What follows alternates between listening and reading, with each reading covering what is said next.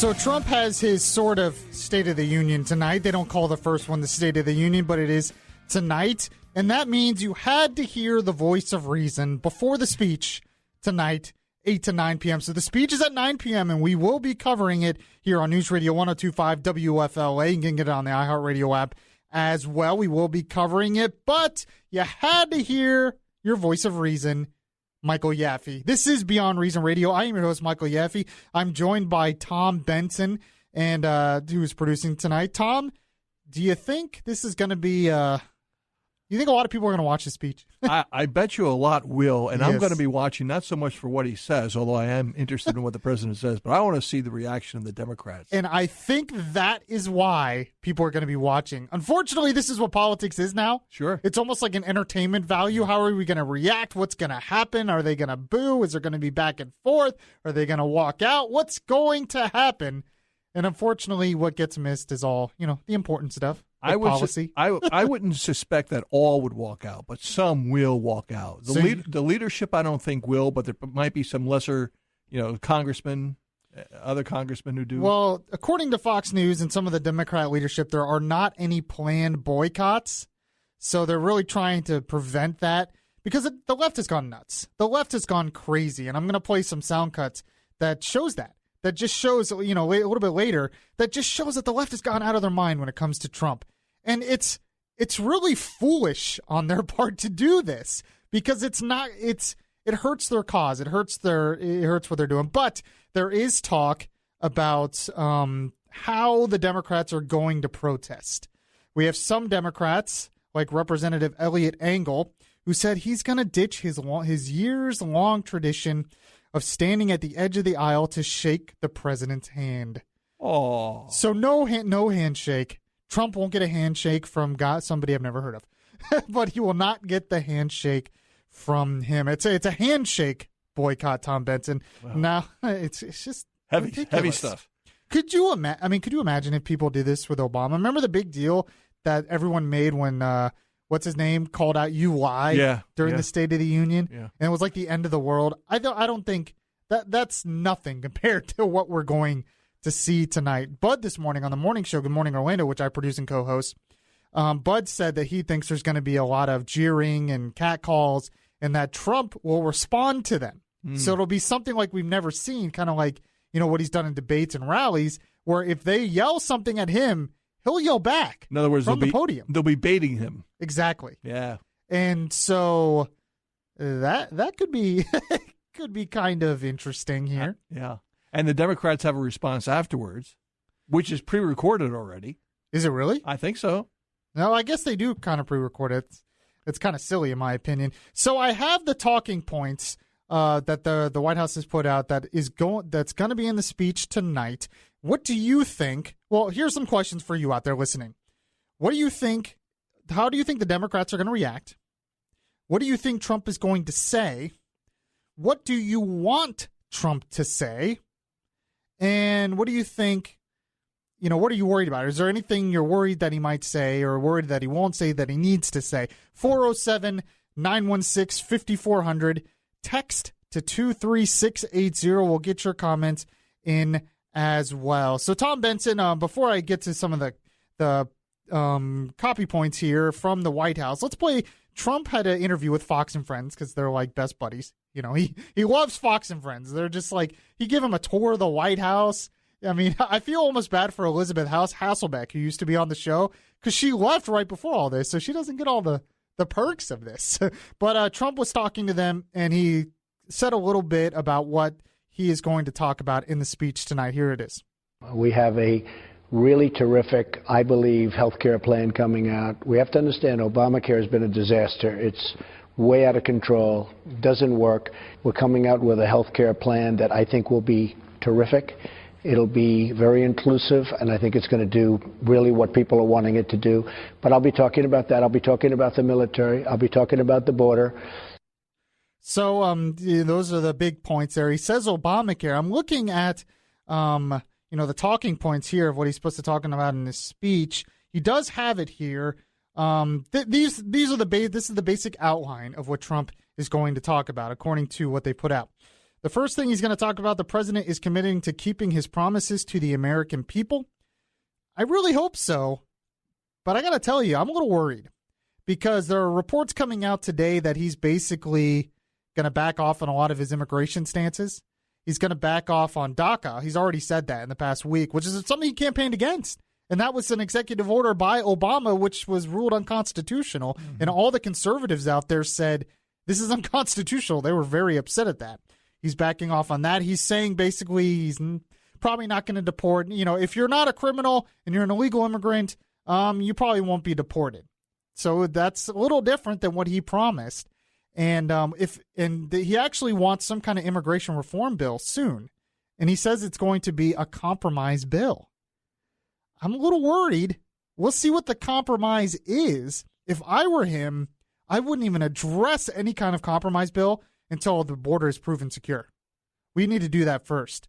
But he says he wants to get that done. The other thing I'm worried about is what he talked about, Obamacare. I've been talking about this on the show, on the morning show.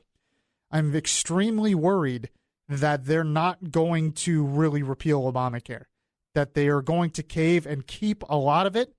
But he apparently he's going to talk about that in the speech. He says our people must have access to quality, affordable health care of their choosing.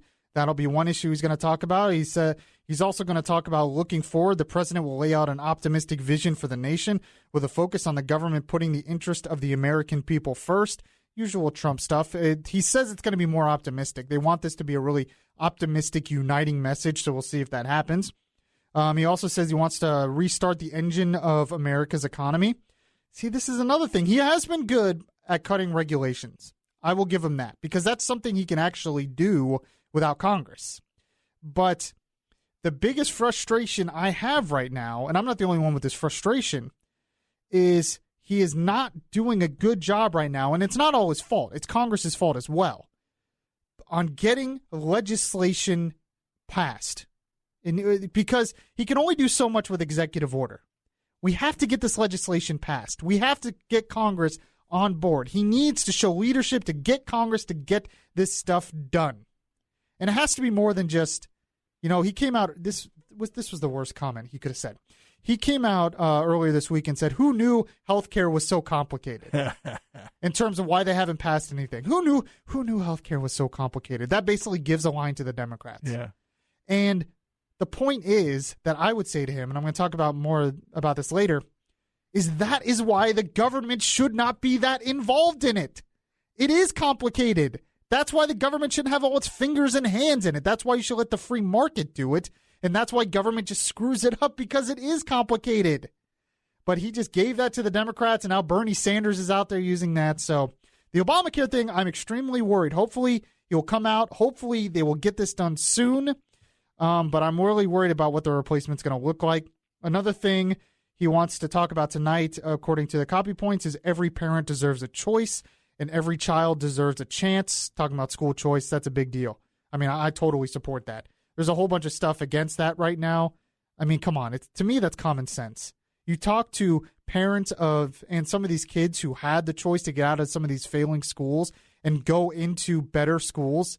And you try to tell them that, you shouldn't have had that choice. You should just stay in that failing public school. You try to tell them that. Yeah, it won't work. So that's a good thing. He wants to talk about every family deserves the opportunity to live in peace and safety in their homes and communities, national security, supporting law enforcement. Yeah, it's a big thing that Trump's going to do. We'll see what specifics he has. It's something that's kind of been lacking a little bit. Specifics, we'll see if any specifics come out. But once again, this is the issue because he has not been really working with Congress to pass actual legislation that has specifics. He has to do more than just say, Congress passed something on this.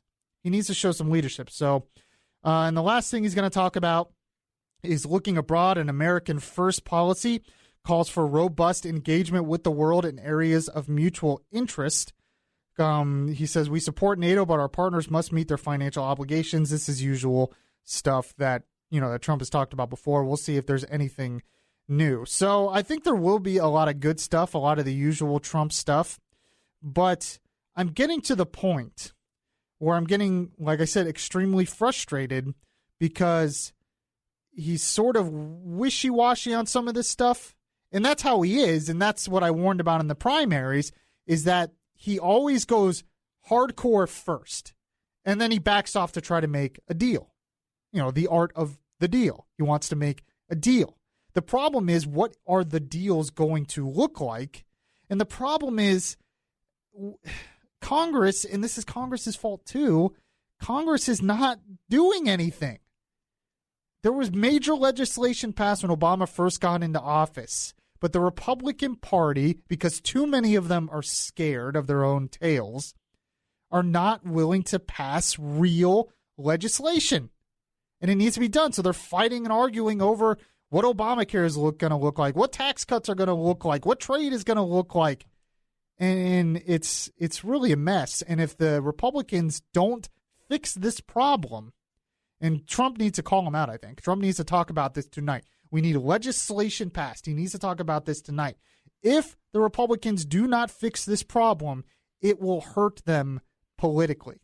It will really hurt them politically, I think. And I've heard that they better do it within 6 months, because 6 months from now, they'll start, a lot of the people running for re-election will get into campaign mode. Nothing will happen then. Exactly. And they're giving the Democrats a lot of fuel, saying, well, they said they were going to do this, and they weren't. And remember, you know, people say, well, this is politics. This is what happens.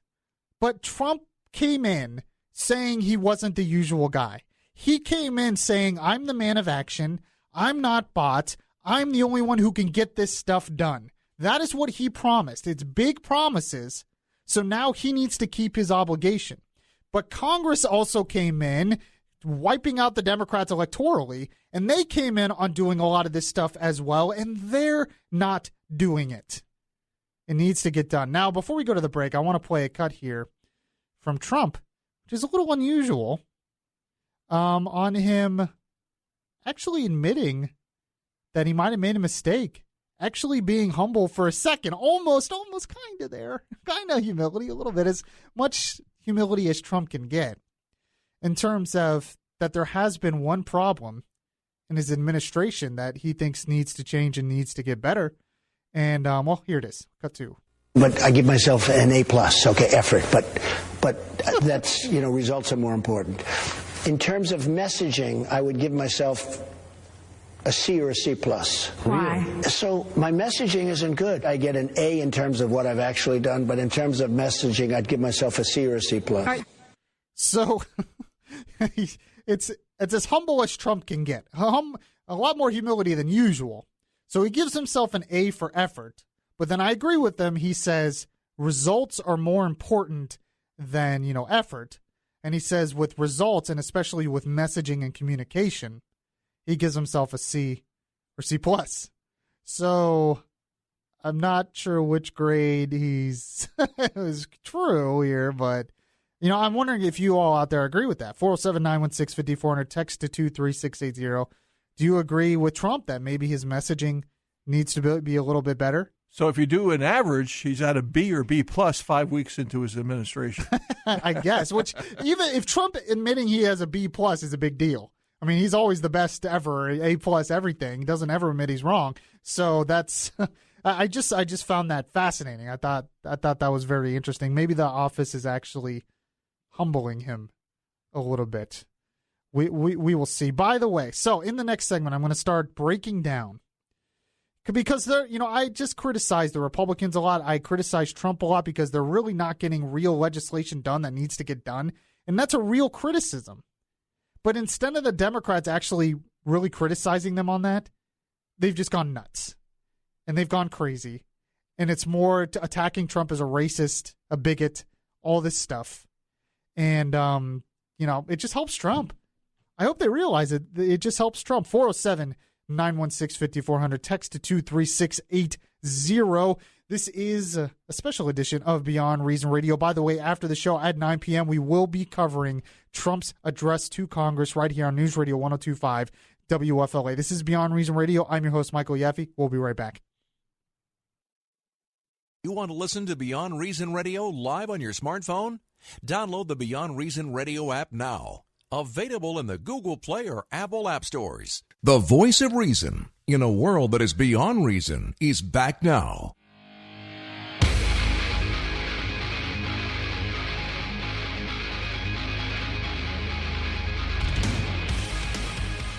Yes, welcome back to the show. This is Beyond Reason Radio. I'm your voice of reason, Michael Yaffee. We are doing the show right up till 9 p.m., and then right at 9 p.m. we'll go to Trump's speech in terms of his joint address to Congress.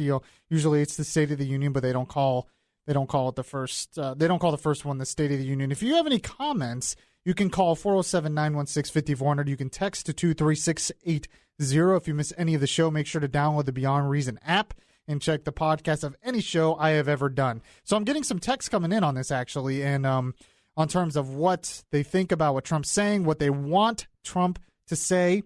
One person said term limits needs to be seriously addressed. Could not agree more.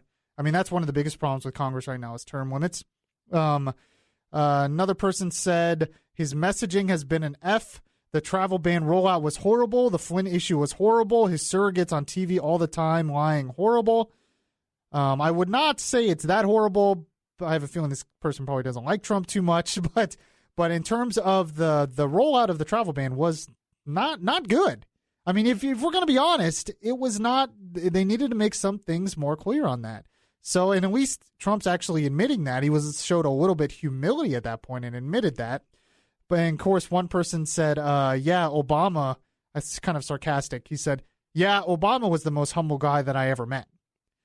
I agree with you. Obama wasn't very humble either, but Obama was definitely a narcissist as well. There's actually, in some ways, Trump and Obama are very much alike. They just have completely different approaches to things. But I'm convinced to this day that Obama likes Trump more than Hillary.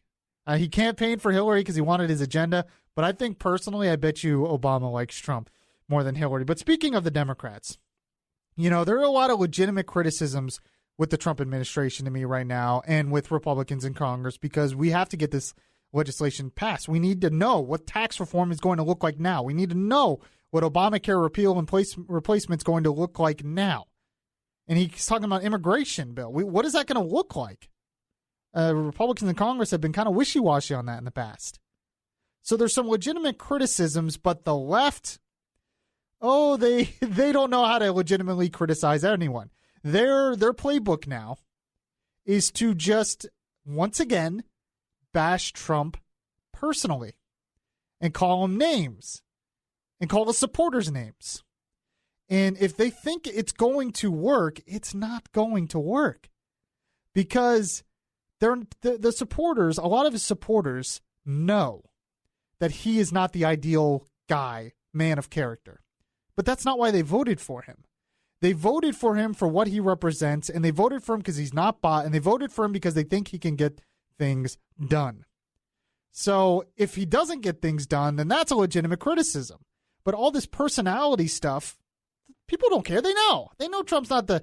But the left has gone way too far crazy with their criticisms of Trump. I mean, just listen to Nancy Pelosi here. Nancy Pelosi was on ABC this week. I know, if I say the words Nancy Pelosi, Tom Benson in the control room cringes. But this is what she said about Trump on ABC this week on Sunday. They've done nothing except put Wall Street first, make America sick again, instill fear in our immigrant population in our country, and make sure that Russia maintains its grip on our foreign policy. So she could have just went the approach that they really haven't accomplished that much yet, and that's a legitimate criticism. But instead, she goes, he wants to make America sick again. He wants Russia's have grip on our foreign policy, and he's just for Wall Street. And it's just like, you're going too far.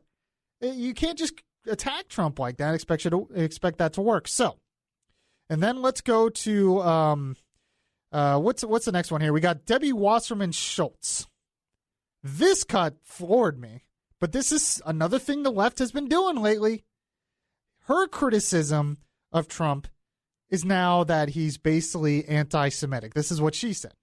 The license that his campaign and since he was sworn in, his administration has given to anti-Semites, whereas before they may have been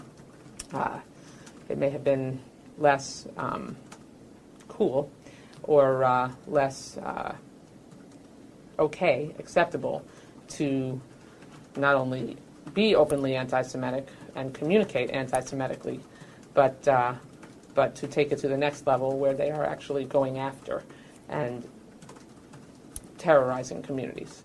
So there have been some, kind of vandalism, anti-Jewish vandalism threats in some communities in that area, and she basically just blamed Trump for it. Trump's an anti-Semitic. He allows anti-Semitism in his administration, and so this is why this is happening. Really? And we're going to actually get to more of that later in the show because I have someone who defends Trump as not being anti-Semitic. I mean, he's one of the most supportive of Israel who's been the president in a long time. So Benjamin Netanyahu loves him. They get along great. But he's anti-Semitic? Come on. Now, then you go to the Oscars, and you go to Jimmy Kimmel. And so this is a bunch of leftists in Hollywood.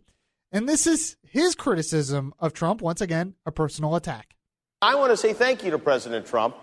I mean, remember last year when it seemed like the Oscars were racist? That's gone. Thanks to him. So, see, I mean, look what's happened here already. In just these first three cuts, he wants to make America sick again. He's anti-Semitic, and he's racist. So there you go. Once again, personal attacks. They've gone crazy, and this is not going to work. That's what's so funny. I mean, people are going to just stop listening to this because you're losing your credibility. So, and then there's Jon Stewart. He was on The Late Show with Stephen Colbert. I guess he's making the rounds again. And you know what's really sad about this is his bit was kind of funny before this. He was trying to do a bit on the relationship between the media and Trump and how it's kind of like a boyfriend breaking up with a girlfriend. The media is the girlfriend, Trump's the boyfriend. And the media is really actually upset because they just pay attention to Trump and all this stuff. And they actually love Trump and they love each other. It's something I've talked about before on this show. They actually love each other because the media loves Trump because the ratings. Trump loves the media because he gets all kinds of attention. A love-hate relationship. It's a love, and it was kind of a funny bit that he was doing. But then Jon Stewart ended it and ruined the whole thing. This is the left going crazy with this comment. Can't you see he's an ass? No. You try to defend him. No. That's just primaries, Donald. That's just election, Donald. You'll see. We can change him. He'll get presidential. Yeah, how'd that work out? It didn't. And do you know why? Because 70-year-old men don't get less cranky or racist as time goes by. Unless... So, Jon Stewart just called him a racist, old cranky racist. So he's anti-Semitic. He's racist. Two people called him racist. He wants to make America sick again. He's in the bed of Wall Street in Russia. And it's just crazy. It's just going too far. But the left doesn't know what to do. This is their approach now. Their approach is just attack him like he's the next Hitler, totally boycott everything he does. And what's so ironic is there's actually things they could legitimately criticize him for. And they just don't know. They're just going crazy. They're shooting themselves in the foot.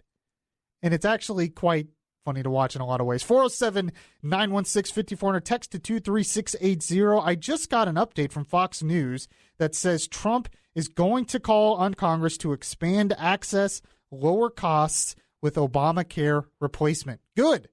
We need this really needs to get done. It really should have been the first priority of his administration. It needs to be the first priority of Congress right now. And I want to know that this repeal and replacement will actually have free market solutions. So we're going to talk more about that.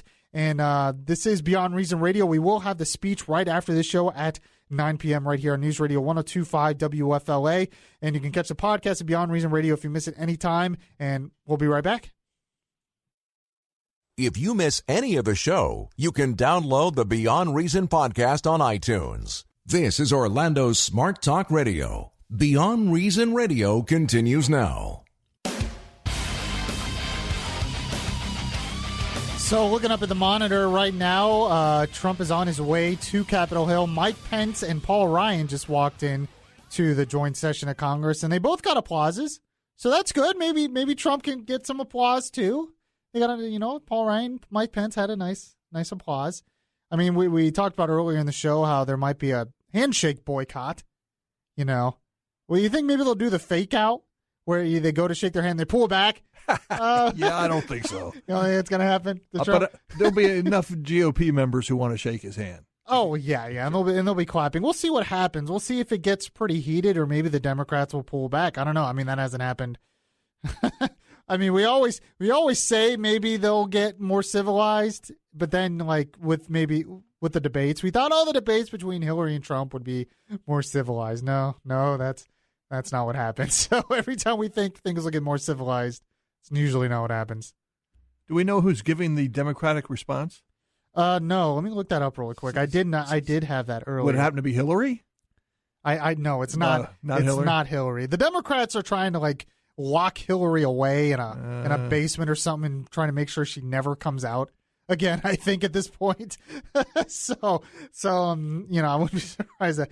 Now, another thing that's supposed to come in his thing tonight is he wants to talk about the budget, and he did propose increasing military spending by $54 billion, and then by cutting $54 billion in discretionary spending in other agencies. So we'll see what happens. The whole thing with the budget, it sounds good to increase military spending. This is going to be extremely difficult to pass. I'm all for rebuilding the military and building up the military. But this is the problem, and this is very hard to do. And when you have $20 trillion in debt, we need to seriously start thinking about cuts more than just a balanced budget. We need to start cutting spending drastically, and that's going to be difficult to do while increasing military spending at the same time. It's just going to be hard to do. But this is the problem we face as a country when we decided it was the role of government to be your retirement pension plan. It's the role of government to provide your health care. It's the role of government to provide your education, your college education. It's the role of government to provide your housing. It's the role of government to provide public broadcasting. When you do all of those things, and then we decided as a country that's the role of government, it's going to be hard to cut spending. If we went back to our role, which is protect our rights and national security, we could afford to rebuild the military, and we need to cut all these other things. But it's going to be extremely difficult to do, especially when Trump doesn't want to cut anything. He doesn't want to do anything with entitlements. He says, politically, you can't do it. I don't want to do anything with entitlements. Well, that's the biggest problem with the debt. So it seems that you found out who's doing the Democratic response. Yeah, the response will be given by former Kentucky Governor Steve Beshear. Kentucky had a very successful Obama rollout in their state. They had a lot of people sign up in Kentucky as one of the successful ones. So that's why he's giving the response. Yeah. I don't know who that guy is, though. He's the former governor. He was the governor at the time. Oh, okay. Beshear. So Beshear. I'm telling you, I'm really worried about this Obamacare. I'm happy to see that. It's breaking news right now. Trump says he is going to tell Congress tonight to pass something on Obamacare. I'm really worried what they're going to do because the Democrats or the Republicans are being, chicken. And they really shouldn't be, because one of the big reasons they were elected and one of the big reasons Trump was elected is because Obamacare is a disaster. These numbers, the Democrats, look at all these new people insured. It's really not that much for how much we're spending. And those people could be insured other ways. And a lot of those people are on Medicaid. Do they really want to be on Medicaid? Does anyone really want to be on Medicaid? They would much rather be on affordable private insurance. But the Republicans, I'm telling you, they're being little chickens, and they need to stop. And, Rand Paul was on MSNBC earlier today with Chuck Todd. And he addressed this very thing. You can tell he's a little upset. He's been upset with Congress because he has a plan already in place. It's a great plan. And Congress is basically ignoring him. Trump liked it. And now Trump's ignoring him.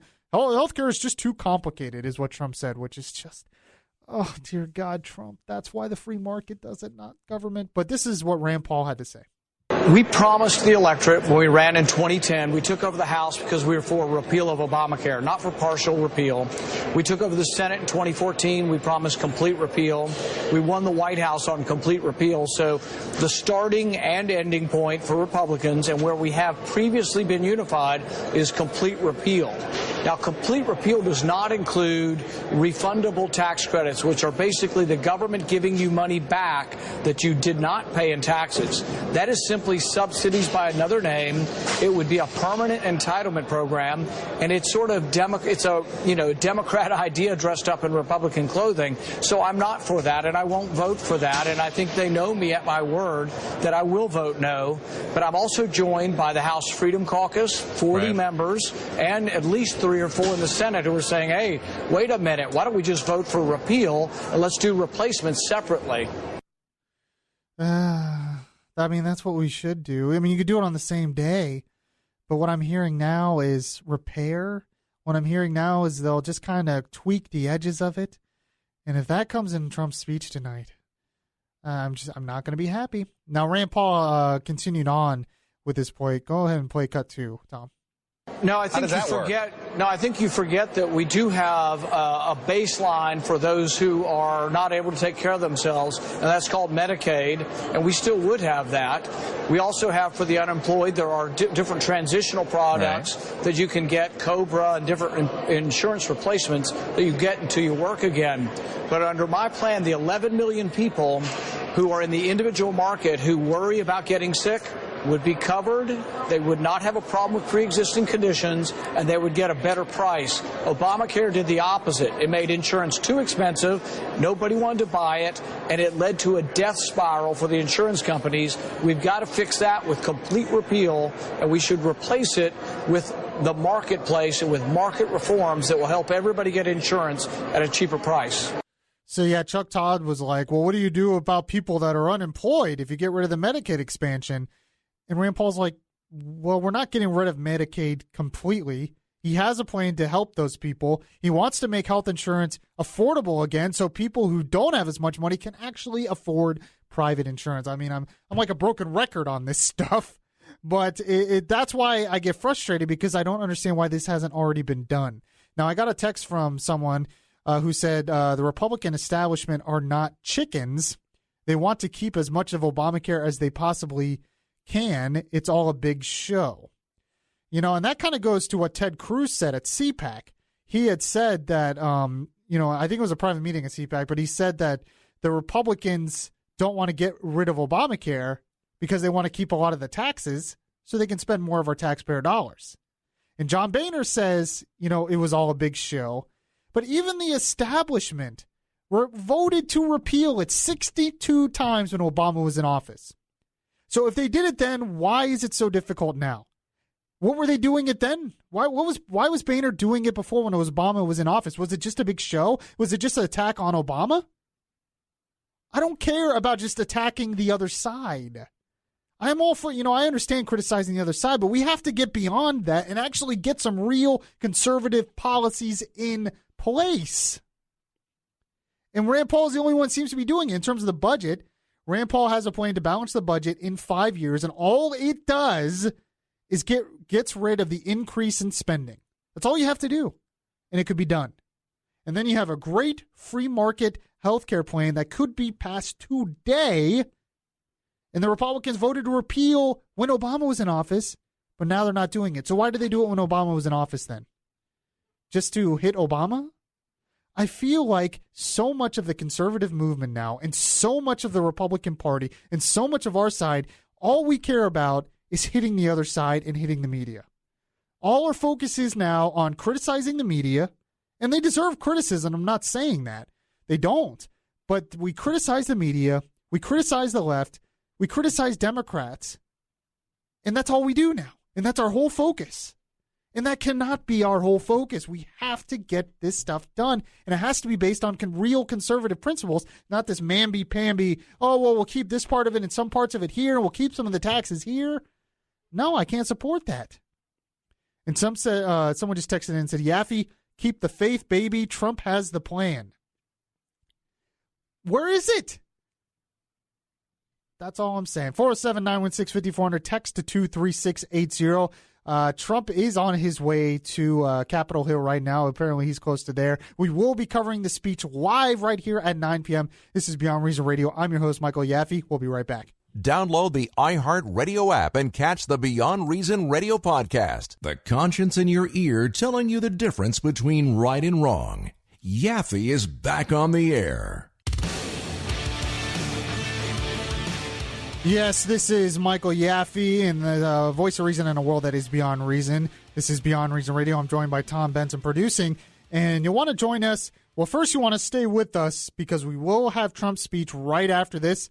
Fox News coverage will start right at 9 p.m., right at the top of the hour, so you want to stay with us throughout Trump's speech to get the whole coverage. And then tomorrow morning, I will be on Good Morning Orlando with Bud and Deb, of course, and we will recap everything that was talked about in the speech. We'll give our reaction to what Trump said, maybe what Trump should have said, how the Democrats reacted to the speech, and it's going to be interesting. I really want to see how the Democrats are going to react tonight because, like I said earlier in the show, the left has gone nuts. Their criticisms of Trump are just crazy. It's just too far. And this is not coming from, really radical Democrats. This is coming from mainstream Democrats. And one of the biggest examples I had of this that I played earlier, and I'm going to play again here, is Florida Congressman Debbie Wasserman Schultz, who did a press conference on Jewish community has seen some rise in anti-Semitism attacks, vandalism, threats and all that stuff, and they're going to really fight it. But, of course, somehow she used that and blamed Trump for it. The left's gone nuts. Here's the cut. The license that his campaign and since he was sworn in, his administration has given to anti-Semites, whereas before they may have been less cool or less acceptable to not only be openly anti-Semitic and communicate anti-Semitically, but to take it to the next level where they are actually going after and terrorizing communities. So any anti-Semitism that's out there now is now Trump's fault. It's Trump's fault, is what she's basically saying. So when you have that kind of narrative out there, and if the Democrats actually believe this craziness, of course they're going to boycott the speech or not shake his hands or who knows what they're going to do tonight. It's just craziness. And it's not going to help them politically.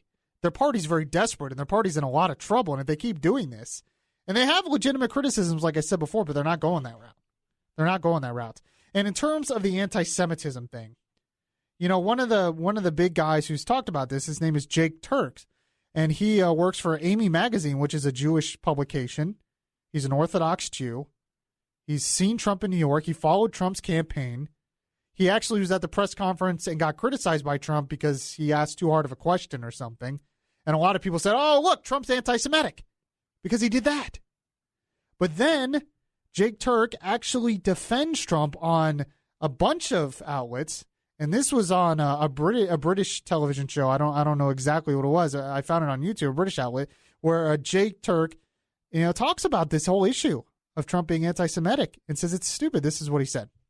Here's the president of the United States on national TV, assuming, incorrectly, unfortunately, but assuming that he had been called anti-Semitic by a very Semitic-looking individual. So if you're the president of the United States, who was, by the way, had very, very close ties with the Jewish community throughout his entire life and career, and for someone like that to feel that he's being attacked, especially the fact that he's been attacked for the past 2 years as being anti-Semitic, for him to assume that he's being attacked by someone like myself is something I'm sure that was very painful for him at the time. And that's why he reacted the way he did. And I can't say I blame him necessarily either. So the left has been using that whole exchange between him and Jake Turk about how anti-Semitic he probably is. And the guy comes out himself and says Trump is the farthest from anti-Semitic. He's worked with Jewish communities most of his life. He understands why Trump gets totally defensive, defends Trump's actions there, understands why he gets defensive, because the media has been totally attacking him. And why not get completely defensive on this? So this whole narrative that's out there against Trump, that he's Hitler, that he's racist, that he's anti-Semitic, that he's just in the bed of Wall Street and Russia, and he just wants to make America sick again. The left has gone crazy. And we'll see how crazy they get tonight. We'll see if they protest. We'll see if anybody walks out. We'll see if they shake his hand. We'll see if there's any clapping. I mean, you talk about people thought the right disrespected Obama during the State of the Union stuff. We might see, might haven't seen anything yet. Now, I'm looking at the screen right now. Melania just walked in. Wearing a nice dress. She always looks fashionable. You know, Mike Pence and Paul Ryan are already there. People are clapping for Melania, so that's good. Some people brought in immigrants. Some of the Democrats brought in immigrants to protest. Some are saying, like I said, they're not going to shake his hand. We'll see what happens. We'll see what happens, but it should be pretty interesting. He says it's going to be an optimistic message, so that's good. He wants to focus on national security. He did say he's going to tell Congress that they need to repeal Obamacare very soon. Apparently, he's going to tell them that we need tax reform, which we really do need, and our regulation reform. And a lot of it's going to be his usual stuff in terms of America first, foreign policy, and domestically. So we are going to be having the speech. It's coming up in just a couple minutes here. We'll go to Fox News coverage first at the top of the hour. I appreciate you joining me leading up to President's speech. This is Beyond Reason Radio. I'll be on later this week. If you miss any of the show, catch the podcast at BeyondReasonRadio.com. Don't forget to send me a friend request on Facebook. I'm sure I'll be commenting on Twitter at BeyondReasonR as well. I thank you all for joining me. Stay tuned for the President Trump speech tonight, and then tomorrow morning at Good Morning Orlando, we will cover it. Talk to you guys next time.